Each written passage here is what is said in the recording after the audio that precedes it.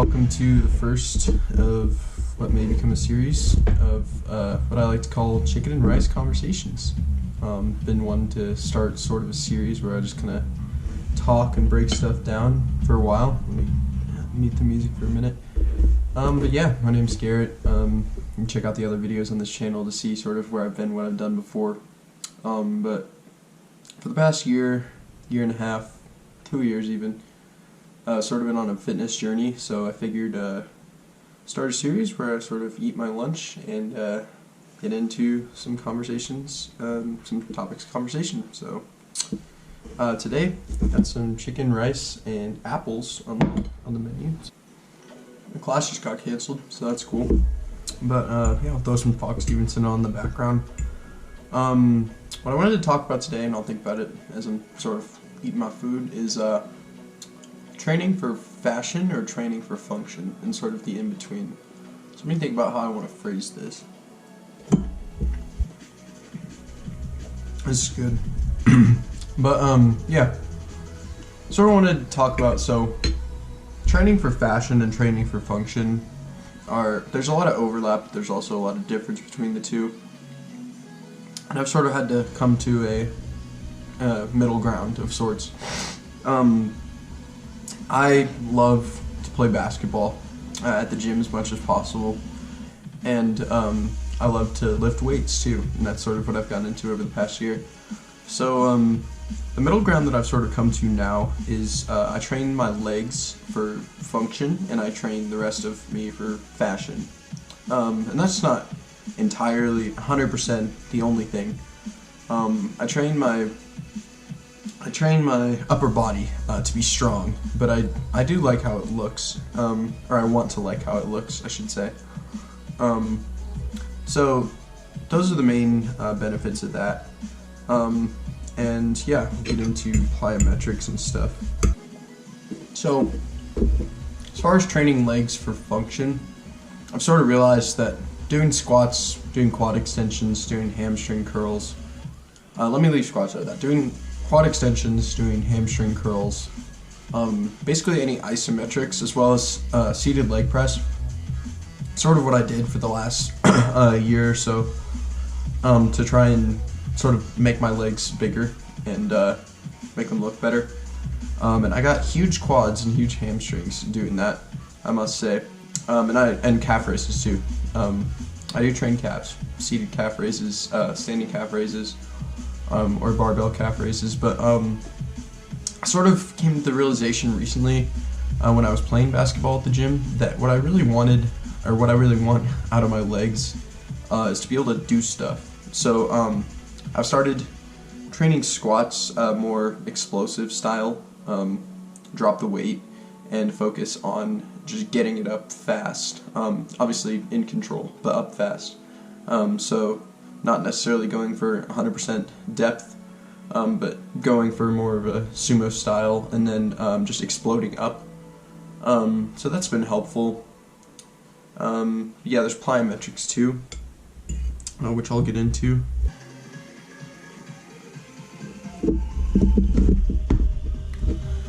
Gotta get the water in. Got some on my face.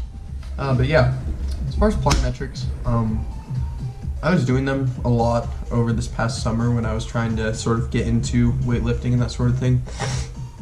But it sort of fell off as I got into the school year and more into dedicated weight training, isometrics, that sort of thing.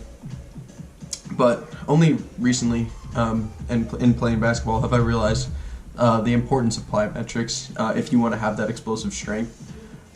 So training box jumps and depth jumps and layup jumps, just one-legged run-up box jumps. It's been so clutch, and even just squats and that compound movement explosiveness has been helpful too. But another thing that has helped, and what I've sort of done in all of my weight training, is train less times a week, train less volume, higher weight, and just hammer that intensity more than anything. Over the past summer, I sort of had a regimen where I would go in and do, I believe, 5, 6, 7 exercises per muscle group, on a push-pull leg split, and that definitely helped. And I definitely saw growth, even though I was on a cut. Being a newbie gym goer, you can get that sort of growth even on a cut, which is awesome. But yeah, training less times a week has, number one, improved my mood. I realized that going to the gym didn't become a task; it became something that I wanted to do. So that was pretty awesome. And then going to the gym to hit intensity, it really makes it feel worth it going to the gym. And once I got off the cut, my mood improved drastically. And yeah, I'll get into sort of that. So as far as getting off the cut, that was a huge thing. I was cutting down, just trying to lose as much weight as possible last semester, last half a year, which, looking back on it, seems like a necessary evil in a way, because number one, I was coming up on early November of 2022, which would be a 2-year anniversary of sort of when I decided that I really wanted to lose weight and look better, because at the beginning of 2020, in the COVID crisis, I was very out of shape, probably 215, 210 pounds. And over the course of quarantine and even before quarantine, but definitely during and after, I really let myself go. I realized, not so much realized as I heard from a lot of sources, don't let what other people think affect you, and no one should care what other people think about you. Sort of those sort of sentiments. And those are okay sentiments to an extent, and I'll get into what I think they really mean. But for me at that time, it just meant, fuck it. I'm just gonna eat whatever, do whatever. I don't care what people think about me, so I don't care what I think about me. And that's one of the biggest mistakes. And this gets sort of into that training for fashion point, which, yeah, I can talk about a little. So, as far as training for fashion, and from my experience, so number one, I decided that I had a very weak base, even being up at 228 at my max weight. I didn't strength train, I didn't weight train, I didn't do any of that, so I was really, honestly weak. And the only thing that was strong about me was the weight. So when I was playing basketball, I could just run people over essentially, but I didn't have the muscle for it. So initially that November, I remember, honestly, it was earlier in the year. I saw 228 on the scale in probably July or August 2020, and I went into sort of crisis mode. I said, okay, well, school's online. I, to that point earlier, don't care what people think about me. But I don't know why, but originally I just said, okay, I want to lose the weight before I go to college, because I knew I was going to be going to college fall semester 2021, and I knew I was graduating in June 2021 from high school. So I just told myself, okay, I want to look skinny for graduation, but I don't need to do it right now because class is online, or something like that. So from probably August to November of 2020, I just sort of, I procrastinated losing weight, to be completely honest. But I remember in November, I don't know if I took the progress pictures, or the before pictures in, earlier that year, like in August or in November, but I have progress pictures, or beginning pictures, and I sort of took those, and I really just looked at them and I was like, wow, how did it get to this point? It was pretty surprising to sort of, I mean, not surprising, I saw myself in the mirror out of the shower, every night, but I just kind of, it went over my head, just how bad it was. But man, I saw those pictures and something was just like, wow. So at that point, I guess you could say I went for fashion over function, which I will tell you right now, not a good initial decision. You can do both, and if you decide to strength train while you're losing weight, you will do both. But I thought, okay, I want to lose weight, I want to be skinny for graduation. So what I did, and I do not recommend doing this in the slightest, is just stop eating anywhere close to what I probably should have been. So I didn't know, first of all, I want to mention, I found Remington James' YouTube channel. Remington James, shout out Remington James. That's the day one YouTube channel that sort of got me on this journey. I saw his anabolic recipes, making the types of foods that I like, just the healthier versions, and some of his guides to intermittent fasting and things like that. So that was super clutch. I found his channel, sort of did a deep dive into it, basically became all I started watching. And so there was that. I found that in probably December 2020. But again, to my point, what I started doing and what I do not recommend doing whatsoever is to cut down the eating way more than I should have. If you're looking to start cutting weight, look up a calorie calculator, a maintenance calorie calculator, tdeecalculator.net, I believe it's called. It's a pretty great resource. But being 228, or probably more around 225 when I decided to start losing weight, I just went into MyFitnessPal and I put in my weight and height and all that, which if you've done any sort of fitness journey, you know that MyFitnessPal is pretty inaccurate on some fronts. So that was not a great decision, just to trust them. And I probably put, you know, that I wanted to lose way too much weight. I think 2 pounds max per week is what you should be doing.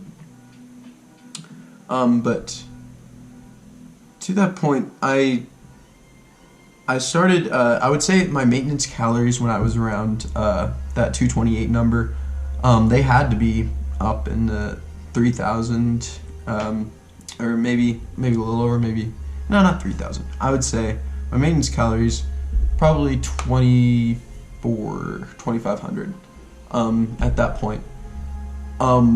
So what I should have done, considering that I had, what would that be? Probably 21 weeks till graduation. That sounds about right. Is shoot for that 2 pounds a week, that high-end number, and do basically 1,000 calorie deficit, which already sounds insane. And it's not something that I would recommend, but I really wanted to hammer it by graduation, so just for the video's sake. And to that point, I could have given myself way more time by not procrastinating it once I realized how easy it was to drop that weight. But that 1,000 calorie deficit, I took that and I ran with it. I was eating probably 1,000 to 1,600 calories on a lot of days, maybe some days up to 2,000, which sounds okay, except that I took my same fat kid diet and I just ate a third of it, quarter of it, even in some cases. So hardly any protein. And I told myself, you know, Remington James preaches protein, but what does he know? You know, I don't need to do that. I'm not muscular or anything like that. So I'll be honest, I cut the weight off. It worked. And I lost 50 pounds by graduation. I saw 178 on the scale, 178, and I was ecstatic. You know, I thought, oh yeah, I did it. So that was awesome. You know, I looked good in my grad gown, but then I realized I took it off, and what was there? Just a skinny, fat, sized down version of what I had been.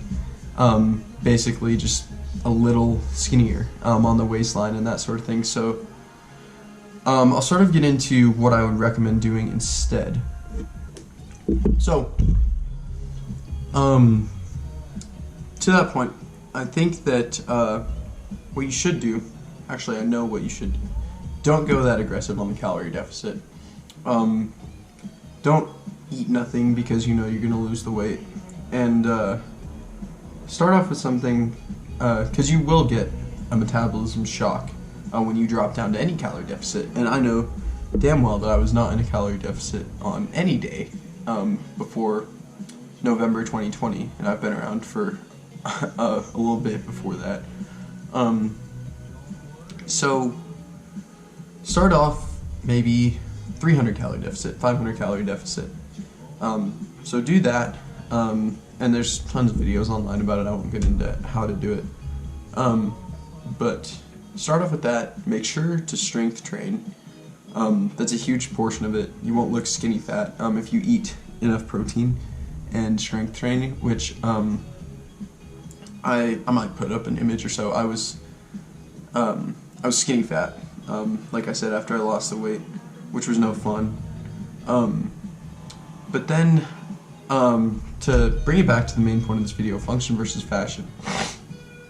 At that point, I was training for fashion, or not even training, but eating less for fashion. But through becoming skinny fat, I realized that you can't really train for fashion until you've trained for function.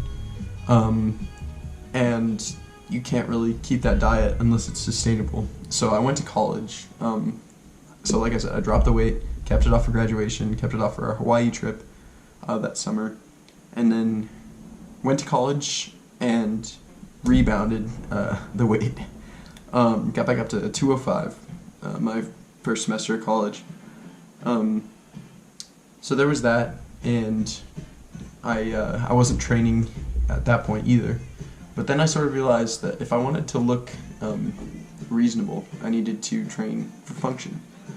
So I started weight training a bit my second semester of college, spring 2022. And yeah, I began to see some gains. You get those newbie gains, you know, your shoulders start looking a little bit bigger. You can start noticing stuff, but I still had a belly, and I still had boobs. Which I'll put up a picture. It was about a year ago that I looked like that. So not awful compared to what it had been, but not what I wanted to be either. But then summer of 2022 came around.